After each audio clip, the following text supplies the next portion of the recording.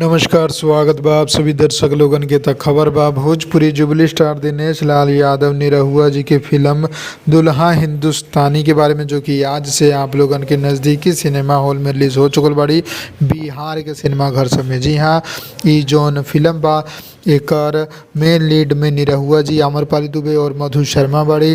Film के जौना जौना सिनेमा घर में रिलीज कइल गइल बा ओकर लिस्ट आ चुकल बा बिहार वाला, आप लोग सामने स्क्रीन पर देख सकतानी। और RVF एंटरटेनमेंट द्वारा एके रिलीज कइल गइल बा, जो कि निशांत उज्ज्वल जी के कंपनी बा। तो आप लोग भी अगर ये फिल्म देखेला चाहतानी तो इस लिस्ट देखी और अपना नज़दीकी सिनेमा हॉल के नाम देखी और जाके फिल्म के खूब प्यार आशीर्वाद दी।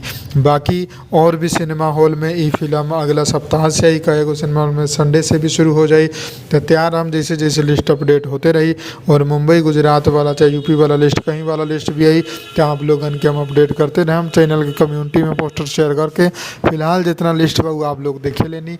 अगर खबर पसंद आए तो लाइक करी, ज़्यादा से ज़्यादा शेयर करी और चैनल के सब्सक्राइब करके बेल आइकन जरूर दबा दें। जय भोजपुरी, प्रणाम।